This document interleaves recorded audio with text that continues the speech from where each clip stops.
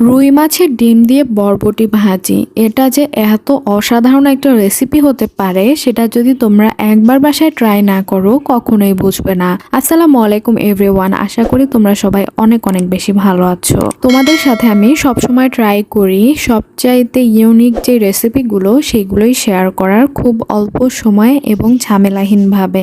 তো তোমরা আমার চ্যানেলটিকে একটু সাবস্ক্রাইব করে আমার পাশে থেকো। এখন বরবটির মৌসুম চলছে, বরবটি দিয়ে আমি তোমাদের সাথে ইতোমধ্যে ভর্তার বিভিন্ন রেসিপি শেয়ার করেছি। তো আজকে ভাবলাম বরবটি আর মাছের ডিম দিয়ে কিভাবে ভাজি করে অনেক ইয়ামি একটা রেসিপি করা যায় সেটাই তোমাদের সাথে শেয়ার করা। তো প্রথমেই দেখতে পেলে আমি বরবটিগুলোকে কুচি কুচি করে কেটে নিয়েছিলাম। তারপর এখানে নিয়েছি রুই মাছের ডিম, সেখানে দিয়ে দিয়েছিলাম হলুদ গুঁড়ো, শুকনো মরিচ গুঁড়ো, ধনিয়ার গুঁড়ো আর সেই সাথে লবণ এবং আদা বাটা ও পেঁয়াজ কুচি। এ সব কিছু একসাথে দিয়ে আমি ভালো মতো মিক্স করে নিচ্ছিলাম।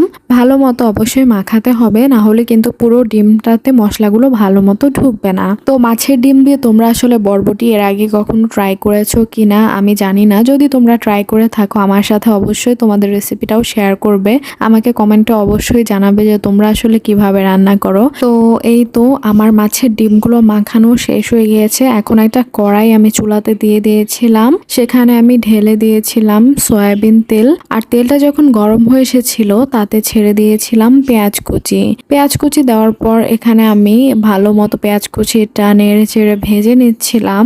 ভেজে নেওয়ার পরে এখানে আমি আরো বেশ কিছু জিনিস অ্যাড করে নেই। প্রথমেই আমি কাঁচামরিচ ফালি ফালি করে কেটে রাখাগুলো দিয়ে দিয়েছিলাম, আর সেই সাথে ওই যে মাছের যে ডিমটা ছিল সেই ডিমটাও আমি ছেড়ে দিয়েছিলাম। মাছের ডিম ছেড়ে দিয়ে আমি একদম ভালো মতো ডিমটাকে ভেজে নিয়েছিলাম। ডিম যদি তোমরা ভালো মতো ভেজে না নাও তাহলে কিন্তু ডিমটা একদম কাঁচা কাঁচা থেকে যাবে, খেতে একদমই ভালো হবে না। তো মাছের ডিমটা ভালো মতো ভেজে নেওয়ার পরে আমি সেখানে বরবটি যেগুলো কুচি কুচি করে কেটে রেখেছিলাম সেগুলো ছেড়ে দিয়েছিলাম, এবং একদম লাস্টে কালারটাকে একটু সুন্দর যেন হয় তরকারি কালারটা, সেজন্য আমি দিয়ে দিয়েছিলাম হলুদ গুঁড়ো।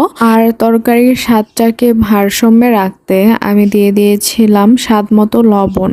সবকিছু অ্যাড করার পরে আমি আবারও ভালো মতো নেড়ে চেড়ে ভেজে নিচ্ছিলাম, এবং একদম লাস্টে যখন পুরোপুরি ভাজা হয়ে গিয়েছিল তখন মূলত আমি নামিয়ে নিয়েছিলাম। পুরো ভিডিওটা যখন তোমরা দেখবে পুরো প্রসেসটা রান্নার, তখনই বুঝতে পারবে যে কিভাবে রান্না করেছিলাম। এই যে দেখতে পাচ্ছ মাছের ডিমটা যখন আমি ভাজা ভাজা করছিলাম বা একটু কষিয়ে নিচ্ছিলাম তখন কিন্তু লেগে যাবে বলে নিচে এখন আমি পানিও দিয়ে দিয়েছিলাম। তো পুরো প্রসেসটা দেখলেই তোমরা বুঝতে পারবে যে কখন আমি কোন জিনিসটা অ্যাড করেছিলাম। সো ভালো থেকো, সুস্থ থেকো, আর সুন্দর সুন্দর রেসিপি করে খেও, নিজেদের যত্ন নিও। আল্লাহ হাফেজ।